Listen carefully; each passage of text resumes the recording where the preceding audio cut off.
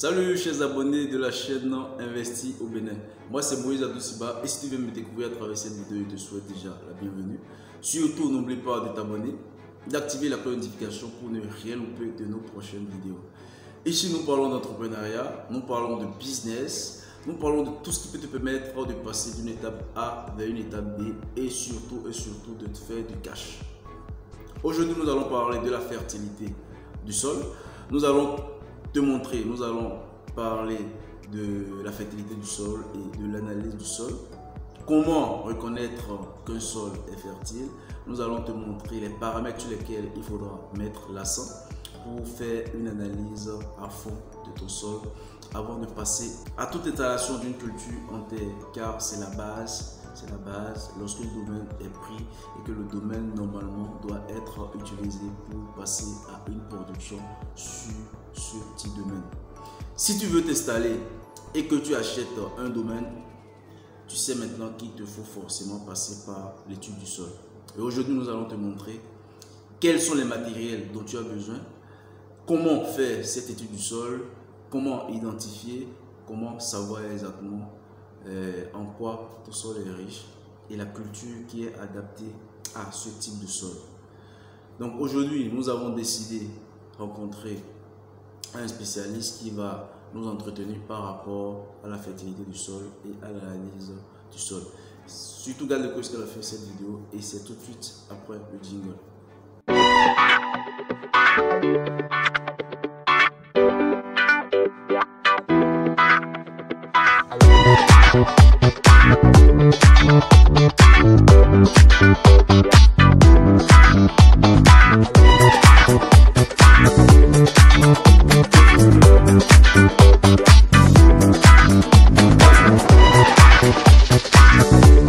C'est Glenn Kodjo-Hubert, technicien agricole spécialiste en fertilisation biologique. J'aimerais aborder un sujet très capital avec vous, chers amis. C'est par rapport à la fertilité du sol et à l'analyse du sol. Vous voyez, nous avons différents types de cultures que nous produisons dans nos jardins, sur nos sites.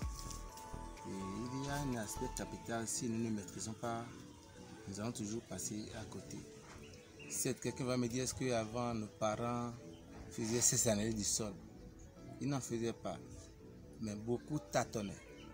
Donc pour éviter désormais le tâtonnement, la technologie a permis quand même d'avoir des outils adéquats afin de savoir d'abord quel type de sol nous sommes en train d'utiliser et quelle est sa richesse en éléments nutritifs.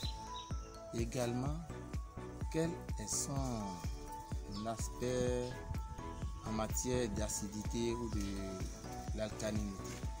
D'accord? Parce que les cultures que nous produisons n'évoluent pas, elles toutes du moins, dans les mêmes environnements. Je prends l'exemple par exemple de la tomate.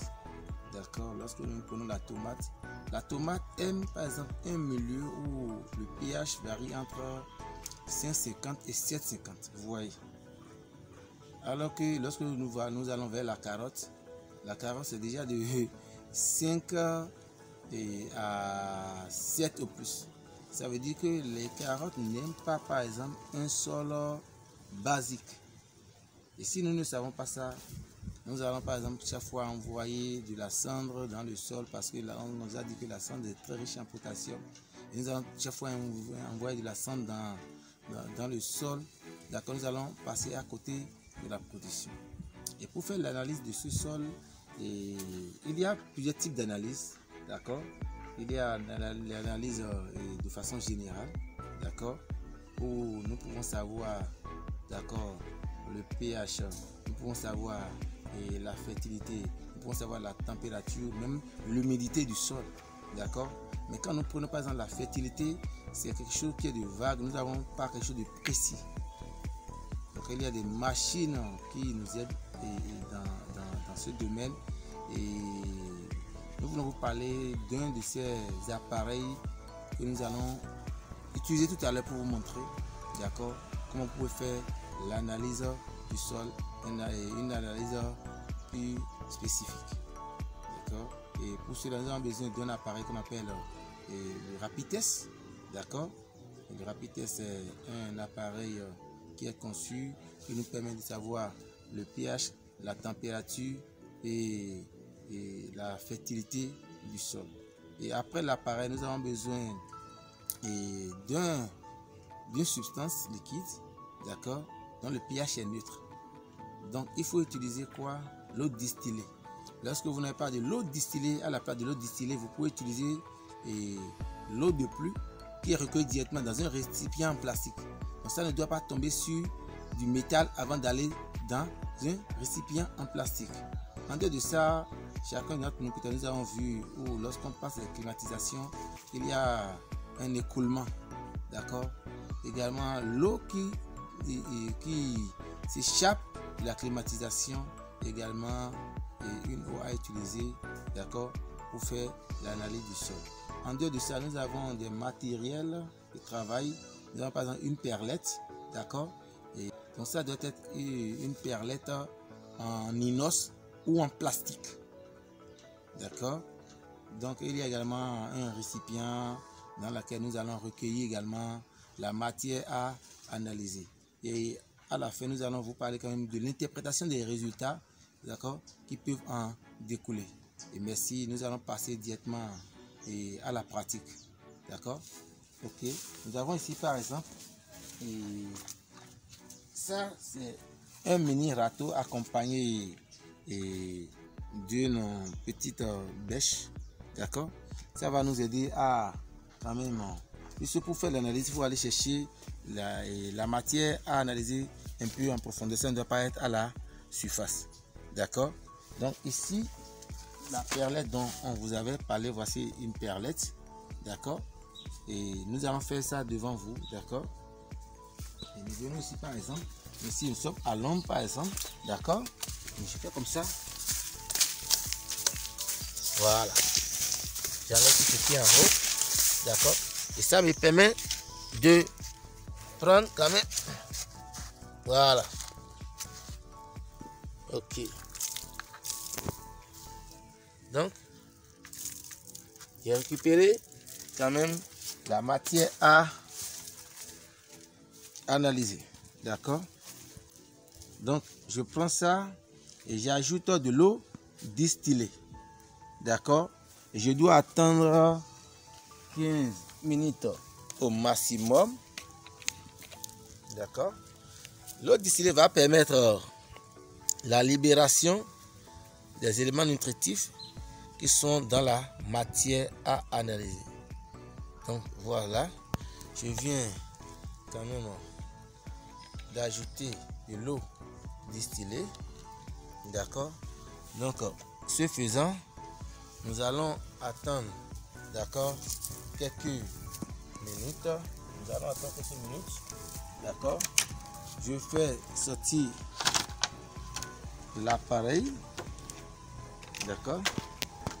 Voici l'appareil qui nous permet de faire l'analyse. Vous allez constater, ils ont écrit fertilité, pH et température. D'accord.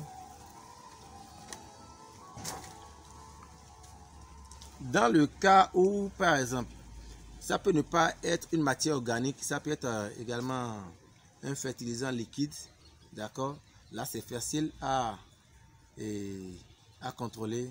Vous introduisez juste la sonde dans ce biofertilisant ou bien ce que vous voulez analyser pour connaître les résultats. Nous allons également faire quelques tests avec vous tout à l'heure pour vous montrer comment cela se passe aussi. D'accord. Et ici, nous sommes actuellement au niveau de la fertilité. Vous voyez, ça clignote. D'accord, c'est ça qui clignote en haut là-bas, c'est la fertilité. D'accord. En bas, il y a le pH. D'accord. Et en bas, il y a la température. Nous allons insister sur la fertilité et le pH. Donc, je repars au niveau de la fertilité. D'accord.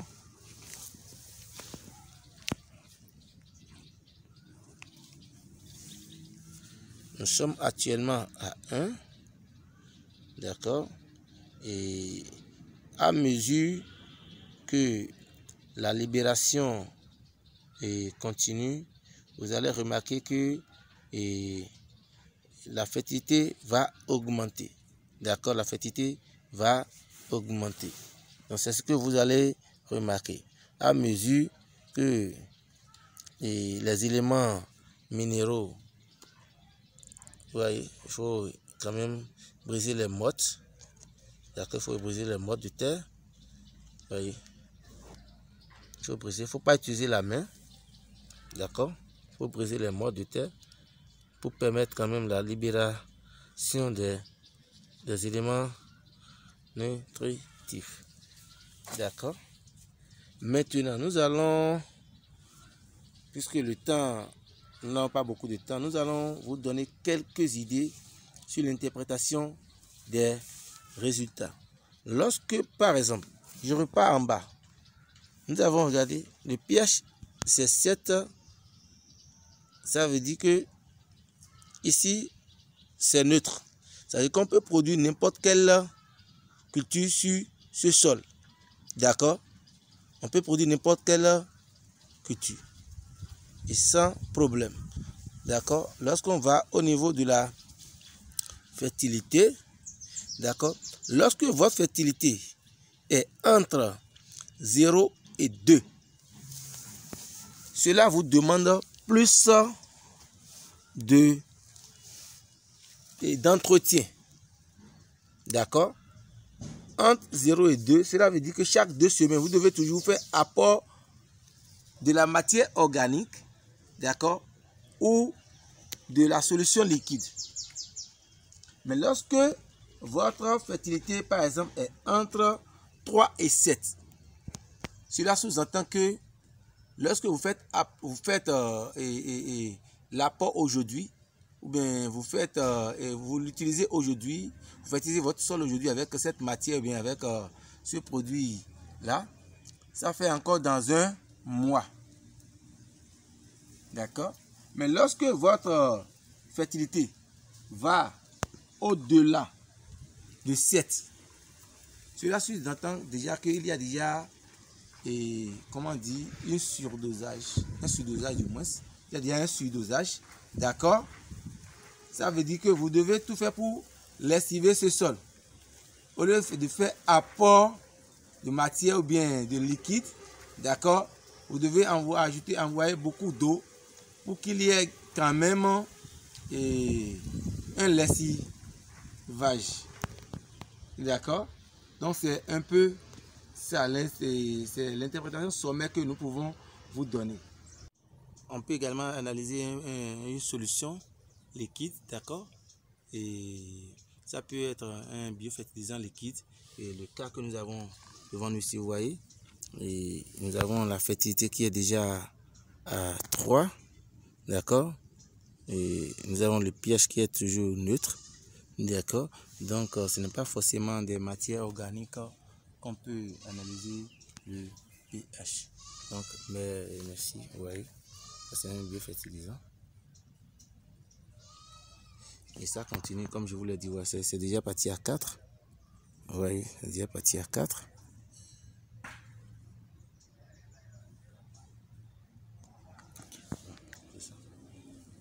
Donc, pour toute prestation concernant l'analyse de vos sols, vous pouvez nous contacter et investir au Bénin.